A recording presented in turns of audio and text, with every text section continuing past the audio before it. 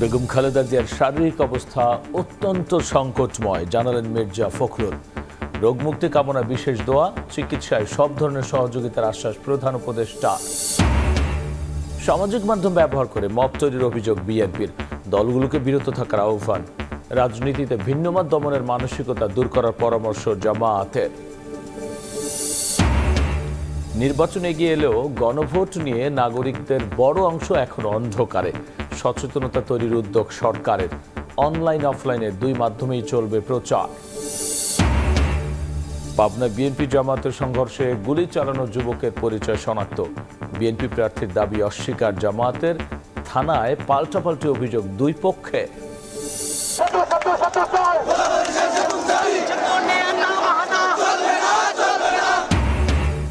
এবার ভোলা বরিশাল সেতুর দাবিতে রাজধানীর শাহবাগ অবরোধ। ৭২ ঘন্টার আলটিমেটাম বাস্তবায়নের আশ্বাস না পেলে কঠোর আন্দোলনের হুঁশিয়ারি।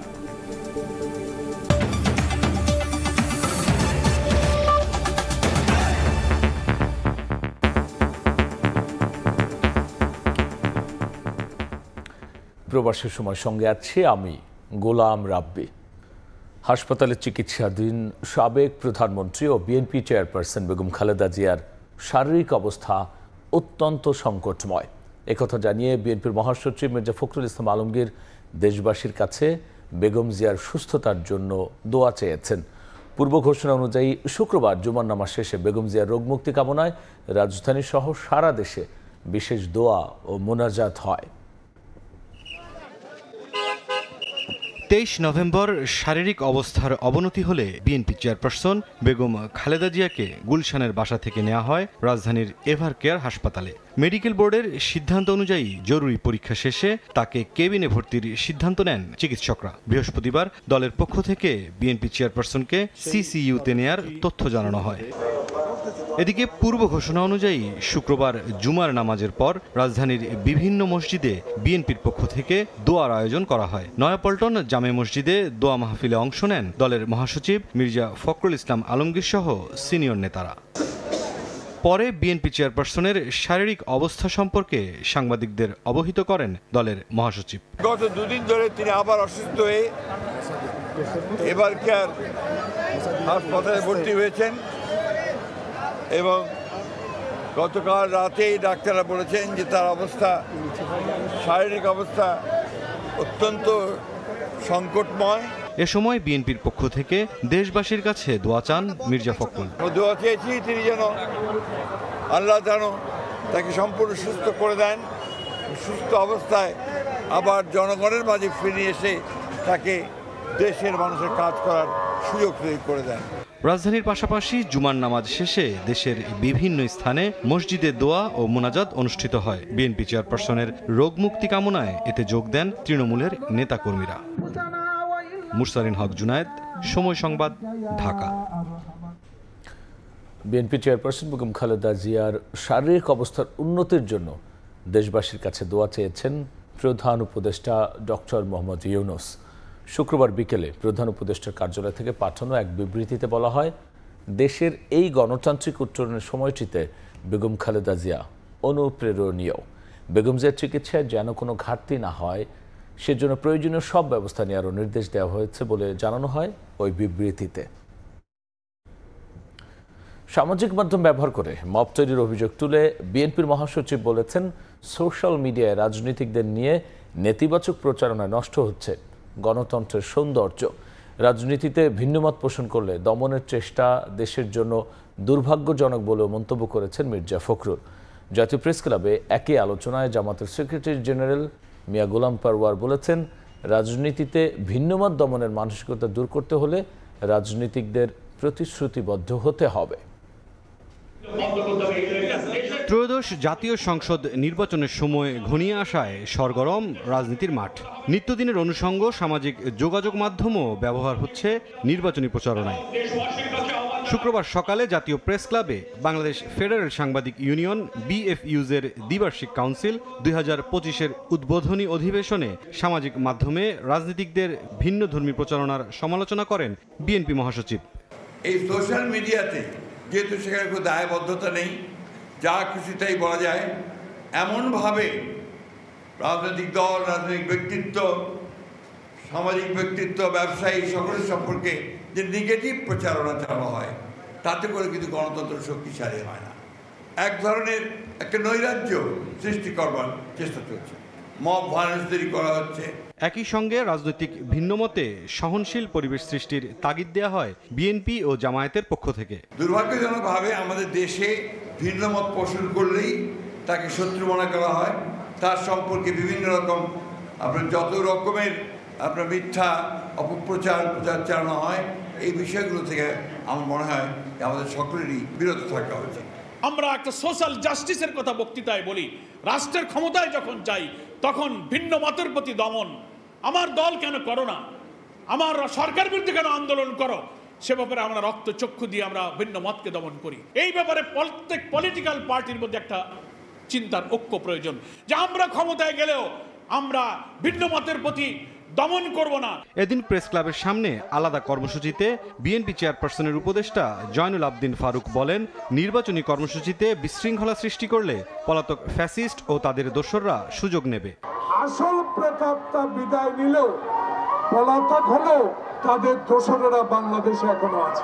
বিশৃঙ্খলা সৃষ্টি করা যাবে না নির্বাচনের আগে। মনে রাখতে হবে আপনাদের এই সুযোগ গ্রহণ করবে ওই প্রেতাত্মারা।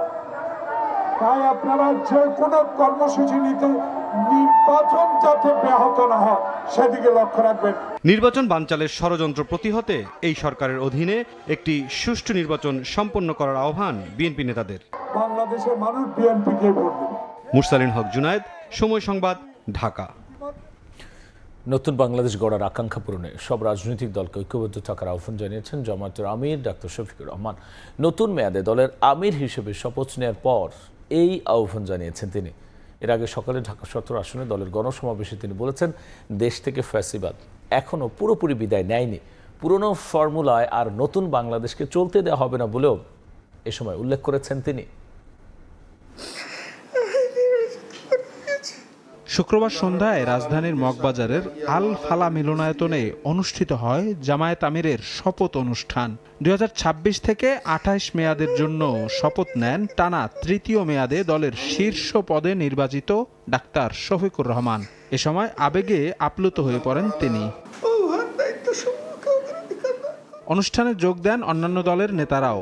শপথ শেষে ডাক্তার শফিকুর রহমান 47, 52, 71 এবং 24-এ দেশের জন্য আত্মোৎসর্গকারী সবার আত্মার শান্তি কামনা করেন। নতুন বাংলাদেশ গড়ার জন আকাঙ্ক্ষা পূরণে সব রাজনৈতিক দলকে ঐক্যবদ্ধ থাকার আহ্বান জানান তিনি। গত 15 বছর, বিশেষ করে 15.5 বছর জাতি একটা দুঃসময় পার করেছে। সকল শ্রেণী পেশার মানুষ সকলেই মজলুম ছিলেন। কে বড় মজলুম আর কে ছোট মজলুম এই বিতর্কে আমরা যাব না। আমরা এক কথায় স্বীকার করি সকলেই মজলুম ছিলেন। নতুন বাংলাদেশের যে প্রত্যাশা জেগে উঠেছে, এই বাংলাদেশ গড়ে তোলার ক্ষেত্রে আমরা সবাই মিলে একসাথে ঐক্যবদ্ধ হয়ে কাজ করব। এখানে কোনো রাজনৈতিক বিভাজন আর মেজরিটি এবং মাইনরিটির কোনো সংঘাত আমরা আর দেখতে চাই না। এর আগে সকালে ঢাকা 17 আসনে বাংলাদেশ জামায়াতে ইসলামী আয়োজিত গণসমাবেশে যোগ দেন ডাক্তার শফিকুর রহমান। তিনি বলেন, জনগণ আর বস্তা পচা রাজনীতি দেখতে চায় না। ফ্যাসিবাদ বিদায় নিলেও নব্য ফ্যাসিবাদ তৈরির সব লক্ষণ এখন বিদ্যমান বলেও মন্তব্য করেন তিনি। দেশের আপামর জনগণ পুরানা বস্তা পচা দুর্গন্ধময় সেই রাজনীতি আর চায় না। নতুন বাংলাদেশ পুরাতন ফর্মুলায় আর চলবে না ইনশাআল্লাহ। মূলত গুলশান, বনানী, ক্যান্টনমেন্ট ও ভাসানটেক এলাকার বাসিন্দাদের নিয়ে আয়োজিত হয় এই গণসমাবেশ। ভাসানটেকের বিআরপি মাঠে আয়োজিত গণসমাবেশে যোগ দেন বিভিন্ন বয়সী হাজারো মানুষ। শফিক মুন্সি, সময় সংবাদ, ঢাকা। কোন প্রক্রিয়ায়, কিভাবে, কোন কোন বিষয়ে হবে গণভোট তা নিয়ে এখনও স্পষ্ট ধারণা নেই সাধারণ মানুষের বড় একটি অংশের। এমন অবস্থায় বিভিন্ন অংশীজনদের সম্পৃক্ত করে ব্যাপক প্রচারণা চালানোর তাগিদ দিচ্ছেন বিশেষজ্ঞরা। আর প্রধান উপদেষ্টার প্রেস সচিব জানাচ্ছেন, গণভোট নিয়ে সচেতনতা বাড়াতে অনলাইন আর অফলাইন এই দুই মাধ্যমেই চলবে প্রচারণা। এতে যুক্ত থাকবে সরকারের বিভিন্ন মন্ত্রণালয়। সাইফুল ইসলামের ছবিতে ফারুক ভি রবিনের রিপোর্ট। সংস্কার গণভোট নিয়ে নানা আলোচনা রাজনৈতিক মহল, নীতি নির্ধারণী পর্যায়ে আর বিশিষ্ট জনদের মধ্যে। এরই মধ্যে জারি হয়েছে গণভোট অধ্যাদেশও। কিন্তু প্রশ্ন থেকে যায় এই গণভোটের প্রধান অংশীজন যারা সে গণমানুষ এ প্রক্রিয়া সম্পর্কে কতটা ওয়াকিবহাল। শহরের অলিগলি কিংবা গ্রামীণ জনপদ, ব্যানার ফেস্টুন তোরণে সবখানি এখন নির্বাচনের আগমনী বার্তা। কিন্তু একই দিনে হতে যাওয়া গণভোট সম্পর্কে কতটা জানে সাধারণ মানুষ? ঢাকার উপকণ্ঠে কেরানীগঞ্জের বটতলী গ্রামে কথা হয় ফসলের মাঠে কাজ করা এসব মানুষের সঙ্গে। কোন বিষয় এটা আমি কই চাচ্তাম না, আমি জানি না। এটা আমি আজকে তো শুনলাম। গণভোট সম্পর্কে আমাদের সেরকম কোনো কিছু ধারণা নাই, এটা তো জানার জন্য আগ্রহ ছিল আর কি। নানা আলোচনায় জমজমাট, চায়ের দোকানের আড্ডা, কিন্তু সেখানেও দেখা গেল গণভোট নিয়ে অনেকের ধারণা এখনো পরিষ্কার নয়। গণভোট হবে এইটুকুই জানি, এরকম ধারণা আমাদের কেউ বলো নাই আর দেও নেই। এটা মানুষের কাছে একটু খোলসা খোলার দরকার। গ্রামীণ জনপদ পেরিয়ে খোদ রাজধানীতেও দৃশ্যপট অনেকটা একই রকম। এখানেও গণভোট নিয়ে অন্ধকারে নাগরিকদের বড় একটি অংশ। এটা তো হানা ভোট হবে, এখন কোন বিষয় কি হবে সেটা তো আমরা পুরোপুরি জানি না। আসলে গণভোট সম্বন্ধে তেমন কিছু আসলে আমরা এখনো জানি না। হইলে ভালো হবে না খারাপ হবে ওগুলি আসলে আমরা অবগত না। বিশেষজ্ঞরা মনে করেন প্রচারণায় ঘাটতির পাশাপাশি বেশিরভাগ নাগরিকের জন্য একেবারে নতুন এই নির্বাচনটি নিয়ে জানাশোনা কম। সেক্ষেত্রে সব অংশীজনকে সম্পৃক্ত করে সরকারকে উদ্যোগী হওয়ার তাগিদ বিশ্লেষকদের। জনগণকে যে জিনিসটা বোঝাতে হবে, সংস্কার বা রিফর্ম যদি হয় তাহলে রাষ্ট্রের চেহারাটা কিরকম হবে, আর যদি সংস্কার না হয়, রিফর্ম যদি না হয়, তাহলে রাষ্ট্রের চেহারাটা কিরকম হবে। এই ক্ষেত্রে সরকারের যেমন একটা রেসপন্সিবিলিটি আছে, একই সাথে নির্বাচন কমিশনকে এখানে হাত লাগাতে হবে। এর সাথে যদি রাজনৈতিক দলগুলো যুক্ত হয় তাহলে আমাদের পক্ষে ইজিলি বোঝানোর একটা চেষ্টা আমরা করতে পারবো। প্রধান উপদেষ্টার প্রেস সচিব জানান, গণভোট নিয়ে ব্যাপক মাত্রায় সচেতনতার কাজটি করবে সরকারের কয়েকটি মন্ত্রণালয়। অনলাইন অফলাইন দুই মাধ্যমেই চলবে প্রচারণা। মানুষকে বোঝানো যে কিভাবে আপনি গণভোটটা দিবেন, তো এটা পুরো আসলে ইন্টারিম গভর্নমেন্টেরই দায়িত্ব এই জিনিসটাকে খুব ভালোভাবে প্রচার করা, এবং সে কাজটা আমরা খুব ভালোভাবে করব, এবং এই কাজটা ইলেকশন কমিশনও তার মতো করে করবে। সব মিলে আমরা মনে করি যে এটা খুব ইজি কাজ। তবে জানাশোনা কম থাকলেও গণভোট নিয়ে আগ্রহের কমতি নেই কারো মধ্যেই। সরকারের তরফ থেকে গণভোট ও জাতীয় নির্বাচন আয়োজনে ইতিমধ্যেই শুরু হয়েছে তোড়জোড়। তারই অংশ হিসাবে শনিবার রাজধানীতে মক ভোটিং বা প্রতীকী ভোটের আয়োজন করবে নির্বাচন কমিশন। ফারুক ভিয়া, রবিন, সময় সংবাদ, ঢাকা। পাবনা 4 আসনে বিএনপি ও জামায়াত প্রার্থীর সমর্থকদের সংঘর্ষের সময় অস্ত্র হাতে গুলি চালানো যুবকের পরিচয় মিলেছে। তার নাম তুষার মণ্ডল। বিএনপি প্রার্থী হাবিবুর রহমান হাবিব তুষারকে জামায়াতের কর্মী দাবি করলেও তা অস্বীকার করেছেন জামায়াত প্রার্থী অধ্যাপক আবু তালেব মণ্ডল। বরং ঘটনাটি নিয়ে থানায় পাল্টাপাল্টি অভিযোগ করেছেন দুই প্রার্থী। সবুজ মোল্লা রিপোর্ট। সামাজিক যোগাযোগ মাধ্যমে ছড়িয়ে পড়া ভিডিওতে দেখা যাচ্ছে পাবনার ঈশ্বরদীতে বিএনপি ও জামায়াতের সংঘর্ষের সময় গুলি ছুড়ছেন এক যুবক। পরে এই ঘটনায় শুরু হয় সমালোচনা, পাল্টাপাল্টি বক্তব্য আসে দুপক্ষ থেকে। পরে জানা যায় আগ্নেয়াস্ত্র হাতে ভাইরাল যুবকের পরিচয়। তার নাম তুষার মণ্ডল। তিনি ঈশ্বরদী পৌর শহরের ভেলুপাড়ার এলাকার বাসিন্দা। তুষার মণ্ডলকে জামায়াতের কর্মী বলে দাবি করেছেন। জামায়াত প্রার্থীর গাড়িতে করে তুষার সেখানে আসেন বলে অভিযোগ করেন তিনি। তাকে আটক করলে তো প্রকৃত ঘটনা উদ্ঘাটন হয়ে যাবে। আসলে সে জামাত করে না বিএনপি করে। তালেব মণ্ডলের গাড়িতেই ছিল, এর নাম তুষার, বাবার নাম তাহের। মারলো তারা, গুলি করলো তারা, রোষে যদি তারা আক্রান্ত হয় সে দায়িত্ব আমার না। তবে জামায়াতের প্রার্থী অধ্যাপক আবু তালেব মণ্ডল অভিযোগ অস্বীকার করে বলেছেন তুষার তাদের দলের কেউ নন, বরং হামলার জন্য বিএনপি নেতাকর্মীদের দায়ী করেন তিনি।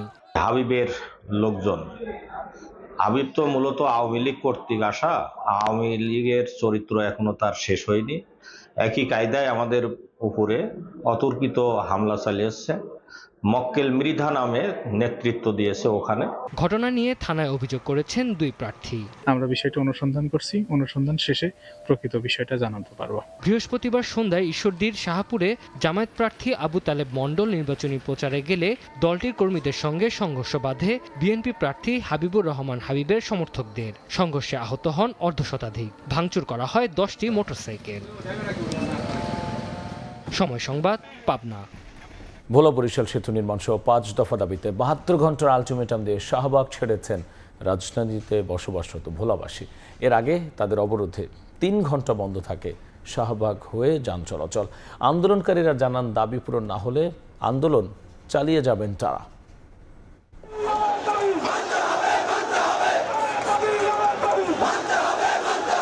ভোলা বরিশাল সেতু নির্মাণ সহ 5 দফা দাবিতে শাহবাগ মোড় অবরোধ করেন রাজধানীতে বসবাসরত ভোলার বাসিন্দারা। শুক্রবার বিকেল 3টা থেকে ছোট ছোট মিছিল নিয়ে অবস্থান নেন আন্দোলনকারীরা। তাদের দাবির মধ্যে রয়েছে ভোলা বরিশাল সেতু নির্মাণ, পাবলিক বিশ্ববিদ্যালয় স্থাপন এবং গ্যাস সংযোগ। আন্দোলনকারীরা জানান, দ্বীপ জেলা ভোলা বর্তমানে সারা দেশ থেকে বিচ্ছিন্ন। সেতু হলে এই সমস্যা কেটে যাবে। এর পরিপ্রেক্ষিতে ভোলা বরিশাল সেতু সহ কয়েক দফা দাবি জানিয়ে আসছেন তারা। তবে সরকার কোনো সিদ্ধান্ত গ্রহণ না করায় বাধ্য হয়ে রাস্তায় নেমেছেন তারা। আমাদের ভোলার 20 লক্ষ মানুষের প্রাণের দাবি ভোলা বরিশাল সেতু। ভোলা জেলার মানুষ সুচিকিৎসা পায় না। যদি এই ভোলা বরিশাল সেতু হয়, ভোলা জেলার মানুষ সুচিকিৎসা পাবে। পরে জনদুর্ভোগ এড়াতে 72 ঘন্টার আলটিমেটাম দিয়ে শাহবাগ মোড় ছাড়েন আন্দোলনকারীরা। যদি আমাদের দাবি বাস্তবায়ন না হয় তাহলে আমরা ভোলা থেকে বাংলাদেশের সব জায়গায় গ্যাস আমরা বের হতে দেব না। দাবি আদায় না হলে আন্দোলন চালিয়ে যাবার হুঁশিয়ারি দেন তারা। শাহিন আলম, সময় সংবাদ, ঢাকা। ব্রাহ্মণবাড়িয়া আধিপত্য বিস্তারের জন্য গভীর রাতে আবারও গুলিবিদ্ধ হয়ে নিহত হয়েছেন সদর উপজেলার ছাত্র দলের সাবেক সদস্য সাদ্দাম হোসেন। এর আগে বুধবার সন্ধ্যায় একদল যুবকের প্রকাশ্যে গুলিতে আহত হন 3 জন। দফায় দফায় গোলাগুলি প্রাণ গেল একজনের। বৃহস্পতিবার গভীর রাতে ব্রাহ্মণবাড়িয়া কান্দিপাড়ায় দ্বিতীয় দফায় গোলাগুলির ঘটনা ঘটে। এ সময় সাদ্দাম হোসেন নামে এক যুবক গুলিবিদ্ধ হয়ে নিহত হন। তিনি সদর উপজেলা ছাত্রদলের সাবেক সদস্য ছিলেন। স্বজনরা জানায়, মধ্যরাতে জেলা স্বেচ্ছাসেবক দলের আহ্বায়ক দেলোয়ার হোসেন দিলীপ ও তার সহযোগীরা সাদ্দামকে ঘর থেকে ডেকে নিয়ে যায়। কিছুক্ষণ পর খবর আসে সাদ্দাম গুলিবিদ্ধ অবস্থায় সড়কে পড়ে আছে। মুমূর্ষু অবস্থায় জেলা সদর হাসপাতালে নেওয়া হলে চিকিৎসক মৃত ঘোষণা করেন। প্রতিপক্ষকে ফাঁসাতেই সাদ্দামকে হত্যা করা হয়েছে দাবি পরিবারের। দিলীপ, বাবুল আর হইল পলাশ, তারা 3 জনে দেখে নিয়ে গেছে। 2টার সময় আমার পুত্রবধূ আমাকে ফোন দিছে, আব্বা সাদ্দাম নিতে গুলি করে আমার একটা আমার বুক কালি কইরা লাইছে গো। যারা যারা জড়িত আছে তাদেরকে সবাইকে আমরা ফাঁসি চাই। এর আগে বুধবার সন্ধ্যায় আধিপত্য নিয়ে কান্দিপাড়া এলাকায় লায়ন শাকিল নামে এক যুবকের নেতৃত্বে 8 থেকে 10 জন প্রকাশ্যে গুলি করে। গুলিতে দিলীপ গ্রুপের টুটুল, শিহাব ও সঞ্জু নামে 3 জন গুলিবিদ্ধ হন। উজ্জ্বল চক্রবর্তী, সময় সংবাদ, ব্রাহ্মণবাড়িয়া। রাজধানী জুড়ে সক্রিয় দুর্ধর্ষ ছিনতাইকারী চক্র। মোহাম্মদপুরের মতো মালিবাগ, শান্তিনগর, খিলগাঁও ও শাহজাহানপুরেও এখন বেপরোয়া অপরাধীরা ধারালো চাপাতি আর সামুরাই দিয়ে কুপিয়ে ছিনিয়ে নেয় সব। সম্প্রতি রাজধানীর মালিবাগে এক বেসরকারি বিশ্ববিদ্যালয়ের শিক্ষার্থীর সঙ্গে ছিনতাইয়ের ঘটনায় 2 জনকে গ্রেফতারের পর এসব তথ্য দিয়েছে র্যাব। মাসুদুর রহমানের রিপোর্ট।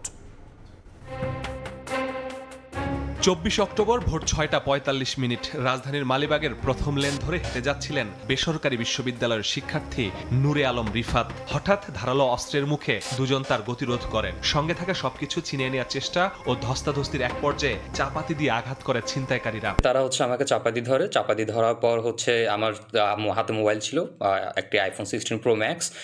এই মোবাইলটি তারা তখনই ছিনতাই করে। মালিবাগের প্রথম লেনে অসংখ্য গলি। এলাকাবাসী জানান, রাত 12টার পর এসব গলি হয়ে ওঠে ভয়ঙ্কর। ছিনতাইকারীদের দৌড়াতে রাস্তায় বের হতে ভয় পান তারা। শুধু মালিবাগই নয়, শান্তিনগর, শাহজাহানপুর, খিলগাঁও বেড়েছে এমন ঘটনা। 4-5 জন আমাকে দাওয়া দিছে, আমি দূরে বাসায় আসছি। অবশ্যই একটা আতঙ্কের জিনিস, মানুষের একটা হাঁটা চলাই একটা ভয়ঙ্কর ব্যাপার হয়ে দাঁড়াইছে। এই ঘটনা সামাজিক মাধ্যমে ভাইরাল হলে ছায়া তদন্তে নেমে এলাকার অর্ধশতাধিক সিসিটিভি ফুটেজ পর্যালোচনা করে 2 জনকে শনাক্ত করে র্যাব 3। র্যাব বলছে, ঢাকার বিভিন্ন বস্তিতে ভাসমানভাবে অবস্থান করে এই দুর্ধর্ষ ছিনতাইকারীরা। রাত 12টার পর নামে মিশনে। ধারালো সামুরাই ও চাপাতির মুখে জিম্মি করে সাধারণ মানুষকে। তাদের ক্রাইম সেক্টরটা ছিল বেসিক্যালি আপনার মালিবাগ, শাহজাহানপুর, খিলগাঁও এই জোনটার ভিতরে। তো তারা সন্ধ্যার পর এই এলাকাগুলোতে চলে আসতো, নেশা করে রাত 12টার পর থেকে তারা মুভ করতে থাকতো। এই অটোরিকশা নিয়ে মুভমেন্টে থাকতো, যে কাকে টার্গেট করা যায়, কাকে পাওয়া যায়। চক্রের আরো সদস্য এখনো অধরা, তাদের ধরতে অভিযানে র্যাব। এই নেটওয়ার্কিং এর মধ্যে আরো যারা আছে। মাসুদুর রহমান, সময় সংবাদ, ঢাকা। চট্টগ্রামে ঘন ঘন কিলিং মিশন বা হত্যাকাণ্ড হলেও ধরাছোঁয়ার বাইরে মূল সন্ত্রাসীরা। নগরীর অ্যাক্সেস রোডে ছাত্রদল কর্মী সাজ্জাদকে সামনে থেকে গুলি করে হত্যার পর 1 মাসেও গ্রেফতার হয়নি মূল সন্ত্রাসীরা। উল্টো মামলার তদন্তকে প্রশ্নবিদ্ধ করতে ঘটনাকে ভিন্ন খাতে প্রবাহিত করার অভিযোগও উঠেছে। দ্রুত আসামিদের গ্রেফতার চায় পরিবার। নুরজামাল আতিকের ছবিতে দেখব শফিকুল আলমের রিপোর্ট। গত 29 অক্টোবর গভীর রাতে গোলাগুলি, ব্যানারে মেয়রের ছবি নিয়ে চট্টগ্রাম নগরীর বাকুলিয়া অ্যাক্সেস রোডে দুই গ্রুপের সংঘর্ষে গুলিবিদ্ধ হয়ে মৃত্যু হয় ছাত্রদল কর্মী মোহাম্মদ সাজ্জাদের। দোতলার এই ভবন থেকে বের হয়ে ওই রাতেই সৈয়দশা রোডের মুখে সাজ্জাদকে সামনে থেকে গুলি করে সন্ত্রাসীরা। অভিযোগ উঠেছে 5 আগস্টের পর যুবলীগ ও তাঁতিলীগের সঙ্গে সম্পৃক্ততা থাকা আসামিরা ওই এলাকায় দখল ও চাঁদাবাজি সহ নানা অপরাধের সঙ্গে জড়িত ছিল। হত্যা মামলার পর তারা পলাতক, ফলে ফিরেছে স্বস্তি। আর ওগুলো সন্ত্রাস হামলা চাঁদাবাজি এখন নাই, এদিকে এখন সব ক্লিয়ার। আগে আতঙ্ক ছিল মানুষ, এখন মোটামুটি স্বস্তিতে আছে। সাজ্জাদের বাবা জানান হত্যাকাণ্ডের প্রায় 1 মাস হলেও সোহেল, বোরহান ও মিল্টন সহ মূল আসামিরা গ্রেফতার হয়নি এখনো। উল্টো মামলা ভিন্ন খাতে নেয়ার চেষ্টা করছে একটি পক্ষ। মামলা হওয়ার 20 দিন পরে কেন আরেকটা মামলা হবে, এটা আমি চক্রান্ত হিসেবে দেখতেছি। সাজ্জাদের ভাইয়ের অভিযোগ, দ্বিতীয় মামলা করতে তার মাকে বিভ্রান্ত করছে একটি পক্ষ। মামলা তুলে নেওয়ার জন্য নেতা ফোন দিছে, আম্মা তো হয়তোবা ওনারে কোনো প্রণবল বা কোনো কিছু ভয়ভীতি দেখাচ্ছে। এদিকে মামলার তদন্তভার বাকুলিয়া থানা থেকে দেয়া হয়েছে গোয়েন্দা পুলিশের কাছে। সংশ্লিষ্টরা বলছেন দ্বিতীয় মামলা হওয়ার কোনো সুযোগ নেই। তদন্ত করতেছে ডিবি, আমি তো নতুন আসছি ওখানে, আগের বিষয়টা আমি ভালো করে দেখি নাই। কি ঘটালো, পিছনে কে আছে, মূল মোটিভটা উদ্ঘাটন করি আমরা মূল আসামি যারা তাদেরকে গ্রেফতার করব। আরেকটা মামলা হচ্ছে, এটার বিষয়ে আমি জানি না। একই ঘটনায় 2টা মামলা হওয়ার নজির। এর আগে গত 29 মার্চ নগরীর অ্যাক্সেস রোডে মোটরসাইকেল থেকে প্রাইভেট কারে এলোপাতাড়ি গুলি করে দুজনকে হত্যা করে দুর্বৃত্তরা। শফিকুল আলম, সময় সংবাদ, চট্টগ্রাম। শরীয়তপুরে দুর্বৃত্তের লক্ষ্যবস্তু এখন রেন্টে কার ব্যবসা। ব্যবসায়ীদের তথ্য মতো শরীয়তপুরে গাড়ি পোড়ানো, ভাঙচুর ও চুরির ঘটনায় গত 1 বছরে বিভিন্ন থানায় মামলা হয়েছে 8টি। তবে এখনও পর্যন্ত কাউকে গ্রেফতার করতে পারেনি পুলিশ। উপার্জনের একমাত্র গাড়িটি হারিয়ে বিপাকে অনেক পরিবার। তবে শীঘ্রই জড়িতদের শনাক্ত করে আইনি ব্যবস্থা নেওয়ার আশ্বাস পুলিশের। বিএম ইশরাফিলের পাঠানো তথ্য, ছবি নিয়ে রিপোর্ট। 7 নভেম্বর রাত 2:23।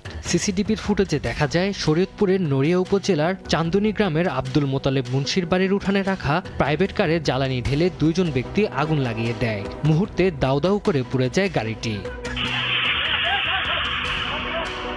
এর আগেও 15 আগস্ট রাতে একই গাড়িতে আগুন দেওয়ার চেষ্টা করে দুর্বৃত্তরা। গাড়ি দিয়ে তো আমাদের রুজি রোজগার করা হইতো বা সংসার চলতো। আমার এই বিচার আমি চাই, আমি বাঁচতে চাই। এমনকি ফুটেজ দেখে পুলিশ তদন্ত করে দোষী যারা হয় তাদের বিচার আমি চাই।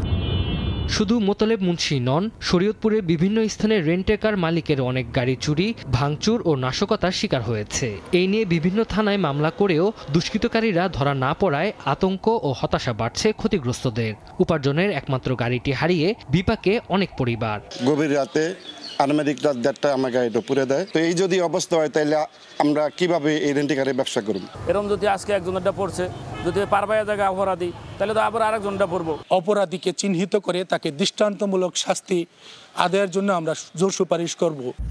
তবে সিসিটিভি ফুটেজ বিশ্লেষণ করে শীঘ্রই জড়িতদের শনাক্ত করে আইনি ব্যবস্থা নেওয়ার আশ্বাস পুলিশের। এখন পর্যন্ত কোনো আসামি আমরা শনাক্ত করতে পারিনি, তবে আমরা প্রযুক্তি সহযোগিতা নিয়ে, যেহেতু আমাদের কাছে সিসি ক্যামেরা ফুটেজ আছে, আমরা চেষ্টা করে যাচ্ছি আসামিদেরকে আইনের আওতায় নিয়ে আসার জন্য। তো আমরা আশা করি যে অচিরেই হয়তো আসামিদেরকে ধরে ফেলতে পারবো। রেন্টেকার ব্যবসায়ীদের তথ্য মতে শরীয়তপুরে গাড়ি পোড়ানো, ভাঙচুর ও চুরির ঘটনায় গত 1 বছরে বিভিন্ন থানায় মামলা হয়েছে 8টি। তবে এখন পর্যন্ত কাউকে গ্রেপ্তার করতে পারেনি পুলিশ। সময় সংবাদ, শরীয়তপুর। মাসের পর মাস জমানোর টাকা না পেয়ে দুর্বিষহ জীবন। একীভূত 5 ব্যাংকের গ্রাহকদের অর্থ ফেরত দেওয়া শুরু না হলে 7 ডিসেম্বর বাংলাদেশ ব্যাংক ঘেরাও করার ঘোষণা দিয়েছেন আমানতকারীরা। শুক্রবার সকালে জাতীয় প্রেস ক্লাবে সম্মিলিত ইসলামী ব্যাংকের গ্রাহকদের মানববন্ধন থেকে এই ঘোষণা দেওয়া হয়। আমার এই টাকা চলে গেলে আমি আর জীবনে উঠে দাঁড়াতে পারবো না। আমার চাকরির বয়স সেই, আর আগের মতো পরিশ্রম করার শক্তি আমার আর নাই। সাইমা আহমেদ 10 বছর ব্যাংকে টাকা রেখে এখন বিপাকে। আসছে জানুয়ারিতে ছোট মেয়েকে স্কুলে ভর্তি করানোর কথা। শিক্ষার সঙ্গে ঘরের বয়স্ক মানুষটির চিকিৎসার টাকা জোগাড় করতে না পেরে মানববন্ধনে দাঁড়িয়েছেন প্রেস ক্লাবের সামনে। পরিশ্রম করে টাকা অর্জন করছি। আমি কারো কাছ থেকে ভিক্ষা চাই নাই, এটা আমার টাকা, আমি কষ্ট করে টাকা জমিয়েছি। একই কাতারে দাঁড়িয়ে মোস্তফা কামাল জানান, দেশের রেমিটেন্স বাড়ানো যোদ্ধা বাড়ি ফিরে এখন অভাবগ্রস্ত। 15 বছরের যে কষ্টার্জিত যে টাকা রেমিটেন্স বৈধভাবে আমি যেভাবে ব্যাংকের মাধ্যমে পাঠাইছি, ওই টাকাগুলো আমি এখন তুলতে পারতেছি না। আমি ব্যাংকে গেলে আমাকে দূর দূর করে তারা অপমান করতেছে। সম্মিলিত ইসলামী ব্যাংকের অধীনে আসা 5 ব্যাংকের ভুক্তভোগীরা নিজেদের অসহায়ত্বের কথা জানান। শিক্ষা, স্বাস্থ্যের ন্যূনতম অধিকার বঞ্চিত, সঙ্গে নিজের জমানো টাকা তুলতে গিয়ে ব্যাংকে প্রতিনিয়ত অপমানিত হচ্ছেন গ্রাহকরা। ফলে এবার আস্থা ফেরাতে 4 ডিসেম্বরের মধ্যে অর্থ ফেরত দেওয়ার দাবি গ্রাহকদের। আমাদের পিঠটা দেওয়ালে ঠিকে গেছে, আমার মা অসুস্থ, আমি চিকিৎসার জন্য সেই টাকাটা বের করতে পারছি না। 4 তারিখের মধ্যে আমাদের এই টাকাগুলো যদি আমরা গ্রাহকরা না পাই, আমরা বাংলাদেশ ব্যাংকে গ্রাহক কর্মসূচি পর্যন্ত দিতে পারি। পেনশনের টাকা রাখছে, শেষ বয়সে চিকিৎসা করাতে পারছে না, পরিজন নিয়ে চলতে পারছে না, আমি নিজেই ভুক্তভোগী। গত 9 নভেম্বর 5 দুর্বল ইসলামী ব্যাংককে একীভূত করে সম্মিলিত ইসলামী ব্যাংক পিএলসি নামে একটি নতুন রাষ্ট্রীয় ব্যাংক গঠনের প্রাথমিক অনুমোদন দিয়েছে বাংলাদেশ ব্যাংক। সেলিয়া সুলতানা, সময় সংবাদ, ঢাকা। বড়দিন উপলক্ষে প্রত্যাশা মতো পোশাক রফতানি করতে পারেননি গার্মেন্টস মালিকরা। রফতানি উন্নয়ন ব্যুরো ইপিবিও দিয়েছে এমন তথ্য। উদ্যোক্তারা বলছেন, বৈশ্বিক মন্দা আর ট্রাম্পের পাল্টা শুল্কের প্রভাবে কমে গেছে ক্রেতাদের ক্রয় ক্ষমতা, যার নেতিবাচক প্রভাব পড়েছে রফতানিতে। আসন্ন নির্বাচন ঘিরে পরিস্থিতি কোন দিকে যাবে এমন দোলাচলেও ক্রয়াদেশ কমিয়েছেন পশ্চিমারা। MS আরিফিনের রিপোর্ট। পশ্চিমা বিশ্বে প্রতি বছর জমকালোভাবে পালন করা হয় খ্রিস্টানদের ধর্মীয় উৎসব বড়দিন। এই উৎসব ঘিরে বেচাকেনা বাড়ে ইউরোপ সহ পশ্চিমা বিশ্বে। ক্রেতা মুখর থাকে নতুন পোশাকের দোকান, বিক্রয় কেন্দ্র। বাড়তি বিক্রিতে পণ্যের যোগান দিতে বড়দিন উপলক্ষে বাংলাদেশে নতুন ডিজাইনের পোশাকের ক্রয়াদেশ আসে মে থেকে জুনে, যা রপ্তানি হয় সেপ্টেম্বর থেকে অক্টোবরের মধ্যে। ক্রিসমাস পোশাকে নতুন ডিজাইন সহ উচ্চমূল্যের পোশাকের ক্রয়াদেশও বেশি থাকে এই সময়ে। তবে এবারের পরিস্থিতি হতাশাজনক বলে জানান রপ্তানিকারকরা। ক্রিসমাসকে কেন্দ্র করে যে একটা বিগ ভলিউমে হিউজ কোয়ান্টিটির অর্ডার আসতো, সেটা আসে। মার্কিন যে বায়ার আমাদের, সেই বায়াররা আমদানি যেটা করতো সেখান থেকে কমিয়েছে, আর নতুন করে বাল্ক অর্ডারগুলি এখনও প্লেস করা শুরু করেনি, কারণ তারা এখনও নিশ্চিত না আসলে ফাইনালি গিয়া কোন দেশে কি ট্যারিফ হবে। ইপিবির তথ্য, চলতি অর্থবছরের প্রথম 4 মাসের মধ্যে কেবল জুলাই ছাড়া বাকি 3 মাসেই কমেছে তৈরি পোশাকের রপ্তানি আয়।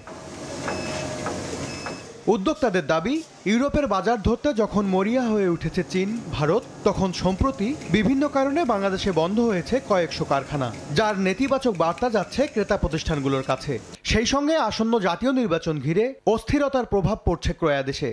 ক্রিসমাসের মালগুলি যখন যেত তখনই ট্যারিফ, যখনই যেত তখনই নির্বাচন, যখনই যেত তখনই আনরেস, যখনই যেত তখনই বাংলাদেশের রাজনৈতিক পরিস্থিতি সুখকর নয়। বিদায় আমরা ওয়েট করতেছি ফিউচার কি হবে, আমাদের ইলেকশন কোথায় যাবে, দেশের পরিস্থিতি কোথায় যাবে, নির্বাচিত সরকার আসবে, দেন সবার কনফিডেন্ট ফিরে আসবে, আবার আমাদের ক্রিসমাস বলেন, ক্রিসমাস আবার ব্যবসার ফ্লোটা সামনের দিকে এগিয়ে যাবে বলে, এটাই হলো আসলে বাস্তব। প্রধান উপদেষ্টার গাইডলাইন অনুযায়ী হয়তো বা ফেব্রুয়ারিতে ইলেকশনটা হয়ে যাবে, এরপর হয়তো বা বায়াররা আমাদেরকে ফুল সুইংয়ে অর্ডার আগের মতো দিবে, যা দ্বারা আমাদের ক্যাপাসিটি আমরা ফুলফিল করতে পারবো।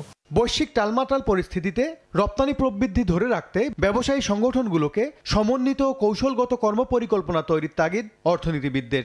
বিজিএমএ বিকেএমএ তাদের দিক থেকে চিন্তা করতে হবে, তাদের একটা পরিকল্পনা তৈরি করতে হবে। আর এর পাশাপাশি যারা আসলে ক্ষমতায় আসতে চান, সেই সমস্ত দলগুলো নির্বাচনী ইশতেহারে পরিষ্কার করে বলতে হবে যে এই রপ্তানিকারকদেরকে বাঁচানোর জন্য তাদের পরিকল্পনাটা কি আসলে। বন্দরের মাসুল ও শুল্ক জটিলতা কমিয়ে রপ্তানি সহায়ক পরিবেশ তৈরি করা না গেলে বৈশ্বিক প্রতিযোগিতায় টিকে থাকা কঠিন হবে বলে মনে করেন খাত সংশ্লিষ্টরা। MS আরিফিন, সময় সংবাদ, ঢাকা। সিন্ডিকেটের কবলে শাকসবজির বাজার। শীতকালীন সবজির দাম না কমার সবচেয়ে বড় কারণ মধ্যস্বত্বভোগীর দৌরাত্ম্য। কৃষকের ক্ষেত থেকে ভোক্তার ঝুড়ি পর্যন্ত হাত বদলায় কমপক্ষে 5-6 বার, আর এতে কেজিতে পারে 20 টাকা পর্যন্ত। আর তাই শীত ঘনিয়ে স্বস্তি নেই দামে, সরবরাহ বাড়লে দাম কমার আশা ব্যবসায়ীদের। শফিকুজ্জামান রুবেলের রিপোর্ট, ক্যামেরায় ছিলেন শাহজাহান খান। প্রকৃতিতে শীতের আমেজ, কিন্তু বাজার উত্তপ্ত। মৌসুমী সবজির দামে নেই শীতের ছোঁয়া। জীবনযাত্রা ব্যয় যখন লাগাতার বাড়ছে, তখন ভোক্তার খাবারের তালিকা ছোট হয় যেন নিয়তি। ভোক্তার জন্য রাজধানীর কারওয়ান বাজারের রোববারের সকালটাও শুরু হলো ভরপুর হতাশা নিয়ে। কয়েক সপ্তাহ ধরে বাজারে শীতের নতুন সবজি উঠলেও দাম পড়তির লক্ষণ নেই। বৃষ্টি আছে, এই লেগে ফসল আর গাছপালা হয় নাই, লেগে দাম বেশি। এখন পর্যন্ত ওই পরিমাণ দাম কমার কোনো সম্ভাবনা বা পসিবিলিটি আমরা দেখতে পাচ্ছি না। শহরে বাজারের চিত্র যেমন হতাশার, তেমনি পাড়া মহল্লার অলিগলির চিত্র আরো ভয়াবহ। আরবদারে বলতে হবে যে বাজার বেশি কেন। কিছু কিছু ফইরে আছে 2-3 মিলা ওই ট্রাকের যত মাল আছে ওরা কিনা ফেলে। শীতের মৌসুম, সবজির সমাহার, কিন্তু দাম নেই হাতের নাগালে। বাজার কিংবা মহল্লা দামের তারতম্য নিয়েও বেজায় অখুশি ক্রেতারা। সিন্ডিকেটের শেকড় খুঁজতে সময় সংবাদের গন্তব্য মানিকগঞ্জ।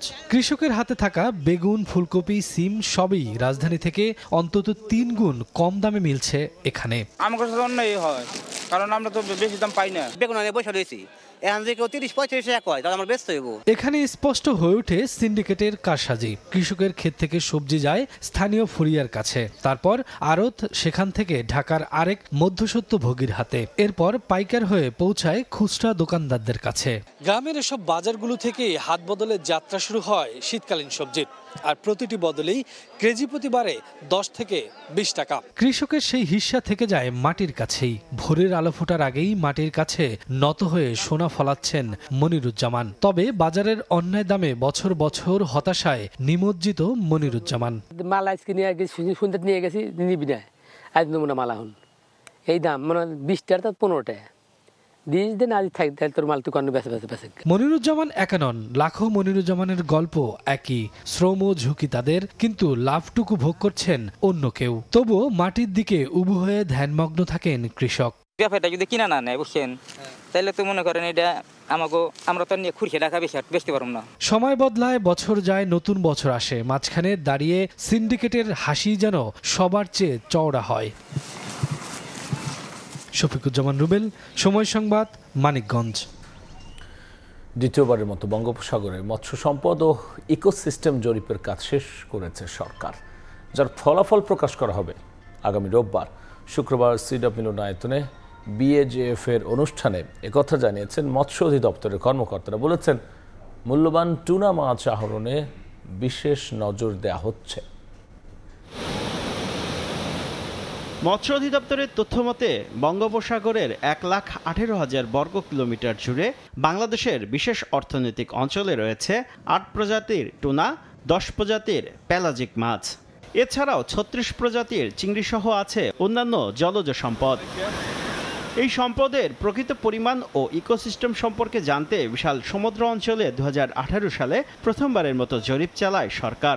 এরই ধারাবাহিকতায় সম্প্রতি নরওয়ের সহযোগিতায় শেষ হয়েছে দ্বিতীয় জরিপ কার্যক্রম। মৎস্য অধিদপ্তরের কর্মকর্তারা বলছেন 30 নভেম্বর জানা যাবে ফলাফল, যার ভিত্তিতে সমুদ্র সম্পদ আহরণে করণীয় ঠিক করবে সরকার। আগামী 30 তারিখে আমাদের সর্বশেষ যে জরিপটা হয়েছে ডক্টর ফ্রিটজফ ন্যানসেনের মাধ্যমে, সেটার ফলাফল আমরা প্রকাশ করা হবে 30 তারিখে। বাংলাদেশে বছরে 50 লাখ টন মাছ উৎপাদিত হয়, এর মধ্যে 6.5 লাখ টন আসে সমুদ্র থেকে। বর্তমানে সাগরে মাছ ধরছে 234টি বাণিজ্যিক জাহাজ।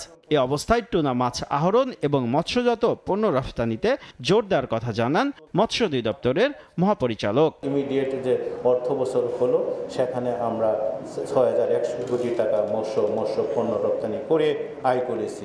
অনুষ্ঠানে মাছের পাশাপাশি গরুর মাংসের দাম নিয়েও কথা বলেন মৎস্য ও প্রাণী সম্পদ উপদেষ্টা। গরুর মাংসটা প্রতিদিন কি কেউ খায়, এমনি মধ্যবিত্ত খায় না।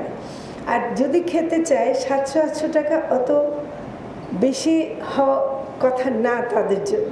ইলিশের চলাচল নির্বিঘ্ন করতে নদী পুনঃখননের উদ্যোগ নেওয়ার কথাও জানানো হয় অনুষ্ঠানে। শুভ খান, সময় সংবাদ, ঢাকা। ঢাকায় শেষ হলো রোবোটিক্স, অটোমেশন, এআই এবং আইওটি নিয়ে আয়োজিত 2 দিনব্যাপী উৎসব রেভলিউশন ও রেইকন 2025। ভবিষ্যৎ প্রযুক্তি নিয়ে এই আয়োজনে বিভিন্ন বিশ্ববিদ্যালয়ের শিক্ষার্থীরা অংশ নেন। মিরপুর সেনানিবাসে প্রতিযোগিতার সমাপনী অনুষ্ঠিত হয়। এতে নজর কাড়ে ড্রোন রেসিং ও ব্যাটল অব বার্ডস। অংশগ্রহণকারী দলগুলো দেখায় তাদের প্রকৌশল দক্ষতা ও নকশাগত উদ্ভাবন। পাশাপাশি পোস্টার প্রেজেন্টেশন, প্রজেক্ট শোকেজ ও রোবো অলিম্পিয়াডে তরুণদের সৃজনশীলতা আর সমস্যা সমাধানের ক্ষমতা উজ্জ্বল হয়ে ওঠে। এদিকে IEEE আন্তর্জাতিক সম্মেলন অনুষ্ঠিত হয়, কারিগরি সেশন ও গবেষণা উপস্থাপনা। অভিবাসী ইস্যুতে আগ্রাসী পদক্ষেপ নিতে যাচ্ছেন মার্কিন প্রেসিডেন্ট ডোনাল্ড ট্রাম্প। তৃতীয় বিশ্বের সব দেশ থেকে স্থায়ীভাবে অভিবাসন প্রক্রিয়া স্থগিত রাখার সিদ্ধান্ত নিতে যাচ্ছে যুক্তরাষ্ট্র। এর আগে আফগানিস্তান সহ 19টি দেশের গ্রিন কার্ডধারীদের তথ্য পুনরায় যাচাইয়ের সিদ্ধান্ত নেয় যুক্তরাষ্ট্র। ওয়াশিংটন ডিসিতে ন্যাশনাল গার্ড সদস্যদের উপর বন্দুক হামলার ঘটনায় ট্রাম্পের একের পর এক কঠোর পদক্ষেপের ঘোষণায় শঙ্কিত দেশটিতে বসবাসরত অভিবাসীরা। দ্বিতীয় দফায় মার্কিন প্রেসিডেন্ট হিসেবে ক্ষমতা গ্রহণের পর থেকেই একের পর এক অভিবাসী বিরোধী পদক্ষেপ নিচ্ছেন ডোনাল্ড ট্রাম্প। অভিযান জোরদার করতে বিভিন্ন শহরে ন্যাশনাল গার্ড সদস্য মোতায়েন থেকে শুরু করে সীমান্তে নিরাপত্তা জোরদার। ওয়াশিংটন ডিসিতে ন্যাশনাল গার্ড সদস্যদের ওপর বন্দুক হামলা ট্রাম্পকে যেন অভিবাসী নীতিতে আরও কঠোর হওয়ার সুযোগ করে দিয়েছে। এবার তৃতীয় বিশ্বের সব দেশ থেকেই স্থায়ীভাবে অভিবাসী নেওয়া স্থগিত রাখার সিদ্ধান্ত নিতে যাচ্ছেন তিনি। বিষয়টি নিশ্চিত করে নিজের সামাজিক মাধ্যম ট্রুথ সোশ্যালে দেয়া এক পোস্টে ট্রাম্প জানান, তৃতীয় বিশ্বের দেশ থেকে আর কাউকে অভিবাসী হয়ে যুক্তরাষ্ট্রে প্রবেশ করতে দিতে চান না। বলেন, যুক্তরাষ্ট্রের নাগরিক নন এমন অভিবাসীদের কেন্দ্রীয় সুবিধা ও ভর্তুকি বন্ধ করবেন। একই সঙ্গে তিনি তার পূর্বসূরি জো বাইডেনের আমলে যুক্তরাষ্ট্রে অভিবাসনের অনুমতি পাওয়া লাখো মানুষের অনুমোদন প্রত্যাহার করে নেয়ার হুমকিও দেন। তবে তৃতীয় বিশ্বের কোন কোন দেশ থেকে যুক্তরাষ্ট্রে প্রবেশাধিকার বন্ধ করবেন তা স্পষ্ট করেননি ট্রাম্প। বিভিন্ন আন্তর্জাতিক সংস্থার তথ্য বলছে, তৃতীয় বিশ্বের দেশের তালিকায় আছে বাংলাদেশ, পাকিস্তান, ভারত, মিয়ানমার, ইরাক, নেপাল সহ বেশ কয়েকটি দেশের নাম। এর আগে আফগানিস্তান সহ 19টি দেশের গ্রিন কার্ডধারীদের নথি পুনরায় যাচাই বাছাইয়ের সিদ্ধান্ত নেয় যুক্তরাষ্ট্র। একই সঙ্গে আফগান নাগরিকদের রাজনৈতিক আশ্রয়ের আবেদন স্থগিত ঘোষণা করা হয়। যদিও ট্রাম্পের আগের আদেশ অনুযায়ী আফগানিস্তান সহ 12টি দেশের নাগরিকদের যুক্তরাষ্ট্র প্রবেশে নিষেধাজ্ঞা ছিল, আরও 60টি দেশের ওপর আংশিক নিষেধাজ্ঞা ছিল। এদিকে হামলার ঘটনায় আহত ন্যাশনাল গার্ডের এক নারী সদস্য মারা গেছেন। আরেকজনের অবস্থা এখনও সংকটজনক বলে জানিয়েছেন মার্কিন প্রেসিডেন্ট ডোনাল্ড ট্রাম্প। হামলার ঘটনায় জড়িত সন্দেহে আটক 29 বছর বয়সী রহমানুল্লাহ লাখানওয়াল আফগান যুদ্ধের সময় যুক্তরাষ্ট্রের কেন্দ্রীয় গোয়েন্দা সংস্থা CIA এর হয়ে কাজ করত বলে জানিয়েছে FBI। শিউলি রোজা, সময় সংবাদ। আয়ারল্যান্ডে অভিবাসন নীতিতে এসেছে বড় ধরনের পরিবর্তন। সবচেয়ে বড় ধাক্কা এসেছে পারিবারিক ভিসার ক্ষেত্রে। নতুন নিয়মে উল্লেখযোগ্যভাবে বাড়ানো হয়েছে ন্যূনতম বার্ষিক আয়ের মাত্রা। এতে পারিবারিক ভিসা পাওয়া অনেক কঠিন হয়ে পড়বে। আয়ারল্যান্ড থেকে সৈয়দ জুয়েলের রিপোর্ট। আয়ারল্যান্ডে আশ্রয় প্রার্থী হিসেবে যাদের মর্যাদা দেওয়া হয়েছে তাদের নাগরিকত্বের জন্য এখন অপেক্ষা করতে হবে 5 বছর, যেখানে আগে আবেদন করা যেত 3 বছরে। বিচার, স্বরাষ্ট্র ও আবাসন মন্ত্রী জিম ও ক্যালাগান জানান, এই 5 বছরের মধ্যে কেউ রাষ্ট্রের জন্য হুমকি হয়ে উঠলে বা সংশ্লিষ্ট অবৈধ কর্মকাণ্ডে জড়ালে তার আশ্রয় প্রার্থী মর্যাদা বাতিল করার ক্ষমতা থাকবে সরকারের। আয়ারল্যান্ডে জনসংখ্যা প্রতি বছর 1.5% হারে বৃদ্ধি পাচ্ছে, যা ইউরোপীয় ইউনিয়নের গড় বৃদ্ধির হারের চেয়ে 7 গুণ বেশি, যা অভিবাসন আইন সংশোধনকে ত্বরান্বিত করেছে। যারা পরিবার নিয়ে আসতে চান সেখানেও এসেছে ব্যাপক পরিবর্তন। এখন থেকে অন্য দেশ থেকে স্ত্রীকে আনতে হলে বছরে ন্যূনতম 30,000 ইউরো আয় দেখাতে হবে। একটি সন্তান থাকলে 50,200 ইউরো, 2 সন্তান থাকলে 60,200 ইউরো এবং 3 সন্তান থাকলে এই আয় সীমা হবে 69,500 ইউরো। এতে করে অনেকের জন্য এদেশে পরিবার নিয়ে আসা কঠিন হয়ে পড়বে বলে মনে করেন স্থানীয় সরকারের বাংলাদেশি কাউন্সিলর ও প্রবাসীরা।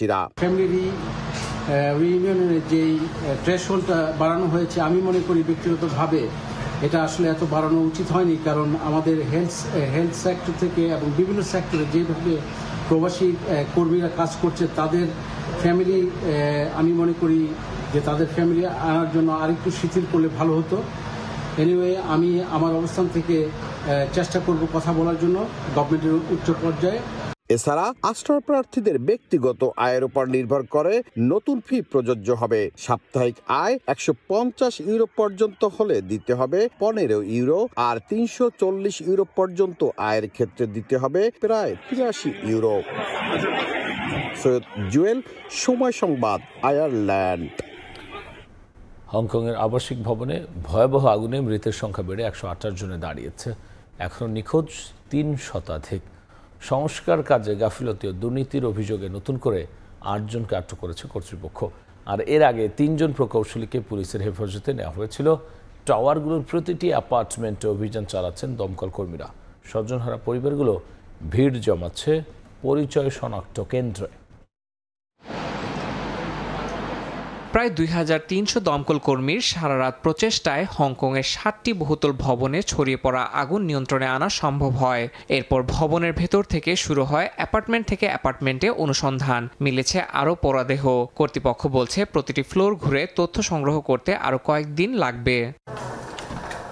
প্রাথমিক তদন্তে উঠে এসেছে প্রেস্টিজ কনস্ট্রাকশন অ্যান্ড ইঞ্জিনিয়ারিং এর তদারকিতে থাকা সংস্কার কাজে গুরুতর নিরাপত্তাহীনতা ছিল। প্রকল্প পরিচালক, কোম্পানির 2 শীর্ষ কর্মকর্তা ও এক কনসালটেন্টকে বৃহস্পতিবার ম্যানস্লটার অভিযোগে আটক করা হয়। পুলিশের ধারণা, অগ্নিকাণ্ডের সময় ন্যূনতম সেফটি প্রোটোকল মানা হয়নি, যা মৃত্যুহার বাড়িয়েছে। স্থানীয় সময় শুক্রবার নতুন করে 8 জনকে গ্রেফতার করে দেশটির দুর্নীতি দমন কমিশন ICAC। অভিযুক্তদের অফিসে অভিযান চালিয়ে জব্দ করা হয়েছে নকশা, চুক্তিপত্র ও ব্যাংক রেকর্ড, যা সংস্কার টেন্ডার প্রক্রিয়ায় অনিয়মের ইঙ্গিত দিচ্ছে। কর্মকর্তারা বলছেন, ভবনের ব্যবস্থাপনা থেকে দরপত্র অনুমোদন সবকিছুই খতিয়ে দেখা হবে। নিকটস্থ কমিউনিটি হলে নিখোঁজদের স্বজনদের জন্য খোলা হয়েছে অস্থায়ী সহায়তা কেন্দ্র। শত শত মানুষ আসছেন পরিবার পরিজনের ছবি নিয়ে, মিলিয়ে দেখছেন দেয়ালে টাঙ্গানো উদ্ধার তালিকা। কর্তৃপক্ষ জানিয়েছে DNA মিলিয়ে মরদেহ শনাক্তে আরও কয়েক সপ্তাহ সময় লাগবে, আর পুরো তদন্ত চলবে 3 থেকে 4 সপ্তাহ পর্যন্ত। ইয়াসিন মোহাম্মদ জিসান, সময় সংবাদ। প্রথমবারের মতো আয়ারল্যান্ডের কাছে T20 সিরিজ হারের সংখ্যায় বাংলাদেশ। চট্টগ্রামের সিরিজে টিকে থাকতে জয়ের বিকল্প নেই লিটন দাসদের সামনে। এমন ম্যাচের আগে বিশ্রামে কাটিয়েছে বাংলাদেশ দল। অন্যদিকে এগিয়ে থাকলেও সাগরিকে এসে ঘাম ঝরিয়েছে আইরিশরা। ম্যাচ শুরু শনিবার সন্ধ্যা 6টায়। চট্টগ্রাম থেকে সাব্বির মিথুনের রিপোর্ট। দুপুরের তপ্ত রোদে সাগরিকায় উপস্থিত আয়ারল্যান্ড। দেখে বোঝার উপায় নেই, মাত্র কয়েক ঘন্টা আগেই এখানে একটা T20 ম্যাচ খেলতে হয়েছে অতিথিদের। কিছুটা ব্যতিক্রমী অনুশীলন, টেনিস বলে বড় শট খেলার প্রচেষ্টা। চট্টগ্রামের ব্যাটিং ফ্রেন্ডলি উইকেটে সিরিজ জয় নিশ্চিত করতে ধারাবাহিকতা ধরে রাখতে চাইবে আয়ারল্যান্ড। প্রথম ম্যাচের মতোই কিংবা তার চেয়ে আরও ভালো। তবে চট্টগ্রামে বিশ্রামে থাকতে নারাজ সফররতরা। এখনো বাংলাদেশের বিপক্ষে T20 সিরিজ জয়ের অভিজ্ঞতা হয়নি আইরিশদের। তবে এবার দলটা স্বপ্ন দেখতেই পারে। সাগরিকায় খেলা শেষ 2 ম্যাচের 2টিতেই জিতেছে পল স্টার্লিং এর দল। কোণঠাসা হয়ে থাকা টাইগার বধে এর চেয়ে ভালো সময় আর হয় না। অন্যদিকে হারের পরে হোটেলেই দিন পার করেছে বাংলাদেশ। ঐচ্ছিক অনুশীলনেও আসেনি দলটার কোনো সদস্য। উইন্ডিজের কাছে ধবল ধোলাইয়ের পর ঘরের মাঠে আরও একটা সিরিজ হারের শঙ্কা। অনুশীলনের চেয়ে বিশ্রামকেই বেছে নিল ফিল সিমন্সের দল। প্রথম ম্যাচের মতো দ্বিতীয় T20তেও ব্যাটিং ফ্রেন্ডলি উইকেটের দেখা মিলবে সাগরিকায়। বোলারদের জন্য থাকবে সামান্যই। আগের ম্যাচে শরীফুল সাকিবরা চমক দেখাতে ব্যর্থ। স্পিন ইউনিটও ছিল না তেমন কার্যকর। দ্বিতীয় ম্যাচে টাইগার শিবিরে আসতে পারে পরিবর্তন। নাসুমের জায়গায় শেখ মাহাদি কিংবা সাইফুদ্দিন। 3 পেসার থেকে একজন ছেটে ফেলার সিদ্ধান্তও নিতে পারে টিম ম্যানেজমেন্ট। সুযোগ পেতে পারেন নুরুল হাসান সোহান। টানা 4 T20 হারে বিপর্যস্ত থাকা টাইগারদের জন্য বড় চ্যালেঞ্জ জয়ের পথে ফেরা। টিম কম্পিটিশন নিয়ে চলছে বিস্তর পরীক্ষা নিরীক্ষা, অথচ সময় বেশি বাকি নেই বিশ্বকাপের আগে। সাব্বির মিথুন, সময় সংবাদ, চট্টগ্রাম। এদিকে BPL এর ফিক্সিং নিয়ে এবার কঠোর সিদ্ধান্ত নিল বিসিবি। অভিযোগ প্রমাণ হওয়ায় বড় শাস্তি পেতে যাচ্ছেন দেশের 8 ক্রিকেটার। BPL এর 12তম আসরের নিলাম থেকে সরিয়ে নেওয়া হয়েছে তাদের নাম, এমনকি তাদের নিষিদ্ধ করা হবে বিসিবির অধীনস্থ সকল কার্যক্রম থেকে। সেই তালিকায় আছেন একাধিক অফিসিয়াল ও সাংবাদিকদের নামও। ফিক্সিংয়ের বিরুদ্ধে 0 টলারেন্সের কথা আগেই বলেছিল বুলবুলের বোর্ড, কিন্তু জানিয়েছিল সরাসরি প্রকাশ করা হবে না, কারণ নাম দেয়া হবে সাইলেন্ট ব্যান। যার কারণেই অ্যালেক্স মার্শালের দীর্ঘদিনের তদন্তের পর প্রমাণিত হওয়ায় BPL এর নিলাম থেকে অভিযুক্ত ক্রিকেটারদের নাম বাদ দিয়ে বিসিবি বুঝিয়ে দিবে কারা ফিক্সিংয়ের সাথে জড়িত ছিলেন। তবে শুধু এই 8 ক্রিকেটার নন, আরও কিছু ক্রিকেটারের বিরুদ্ধে এখনও তদন্ত চালিয়ে যাচ্ছে বিসিবির অ্যান্টি কারাপশন ইউনিট।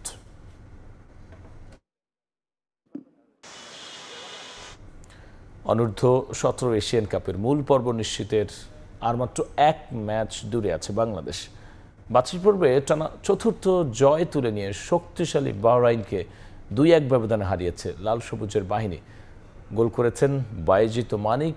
এ জয়ে গ্রুপ এ এর শীর্ষে আছে গোলাম রব্বানী ছোটনের দল। গ্রুপ পর্ব শেষ ম্যাচে চীনের বিপক্ষে মাঠে নামবে লাল সবুজের দল। কঠিন গ্রুপ, শক্ত প্রতিপক্ষ আর প্রতিকূল আবহাওয়া, কোনো কিছুই যেন হার মানাতে পারল না লাল সবুজের যুবাদের। অনূর্ধ্ব-17 এশিয়ান কাপ কোয়ালিফায়ার্সে তিমুর লেস্তে দিয়ে শুরু, এরপর ব্রুনাই, শ্রীলঙ্কাকে বড় ব্যবধানে হারিয়ে এবার শক্তিশালী বাহরাইনকেও হারের ক্ষত দিল বাংলাদেশ। আর তাতেই মূল পর্বের আরও কাছে এখন লাল সবুজের দল।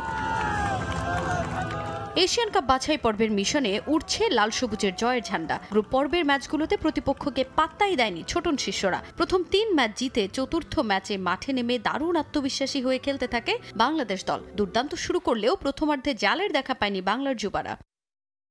প্রথমার্ধে গোল না পেলেও শুরু থেকে আক্রমণাত্মক ফুটবল খেলে বাংলাদেশ দল। বেশ কয়েকটি ভালো সুযোগ তৈরি করেন ফয়সাল তোপুরা। ম্যাচের 22 ও 28 মিনিটে 2 সুযোগ তৈরি করলেও কাজের কাজ করতে পারেনি রিফাত কাজী। ম্যাচের 34 মিনিটে বাহরাইনের শট ঠেকান গোলরক্ষক আলিফ। কোনো দল বল জালে জড়াতে না পারলে গোলশূন্য থেকেই বিরতিতে যায় দু দল। দ্বিতীয়ার্ধে জমে ওঠে ম্যাচ। 47 মিনিটে মানিকের নিখুঁত ক্রস থেকে শট নেন রিফাত, তবে সেই শট ঝাঁপিয়ে ঠেকান বাহরাইন গোলরক্ষক। এর কিছুক্ষণ পরেই সাফল্যের দেখা পায় বাংলাদেশ। 59 মিনিটে সাব্বিরের লং থ্রো ক্লিয়ার করতে ব্যর্থ হন বাহরাইনের ডিফেন্ডার। দারুণ শটে গোল করে লাল সবুজকে এগিয়ে দেন বাইজিত। এর 6 মিনিট পরেই ব্যবধান বাড়ানোর সুযোগ পায় বাংলাদেশ, তবে সেই শট রুখে দেন গোলরক্ষক। 72 মিনিটে অধিনায়ক নাজমুল হুদা ফয়সালের পাস থেকে বল পায়ে পেয়ে বাজিমাত করেন মানিক। দূরপাল্লার শটে লিড দ্বিগুণ করেন তিনি। সেই গোলের আনন্দের রেশ কাটতে না কাটতে এক গোল শোধ দেয় বাহরাইন। 85 মিনিটে বাহরাইনের গোলে স্কোর লাইন হয় 2-1। এরপর ম্যাচে সমতায় ফেরার চেষ্টা করলেও বাহরাইন সুযোগ তৈরি করতে পারেনি। শেষ পর্যন্ত 2-1 ব্যবধানে এগিয়ে থেকে আসরে টানা চতুর্থ জয় তুলে নিল বাংলাদেশের যুবারা। এ জয়ে এ গ্রুপে 4 ম্যাচে 12 পয়েন্ট নিয়ে শীর্ষে অবস্থান লাল সবুজের দলের। টানা 4 জয়ে মূল পর্বে খেলার আশা ভালোভাবে বাঁচিয়ে রাখল বাংলাদেশ। তাজিন খন্দকার, সময় সংবাদ। এ পর্যায়ে শীর্ষ সংবাদ জানিয়ে দিচ্ছি আরও একবার। বেগম খালেদা জিয়ার শারীরিক অবস্থা অত্যন্ত সংকটময় জানালেন মির্জা ফখরুল। রোগমুক্তি কামনা বিশেষ দোয়া। চিকিৎসায় সব ধরনের সহযোগিতার আশ্বাস প্রধান উপদেষ্টা।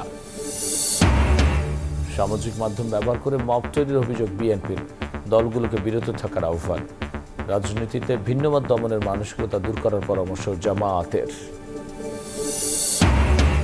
এবং পাবনায় বিএনপি জামাতের সংঘর্ষে গুলি চালানো যুবকের পরিচয় শনাক্ত।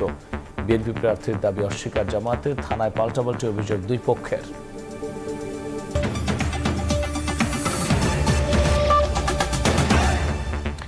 এই ছিল প্রবাসের সময়। সঙ্গেই থাকুন সময়ের।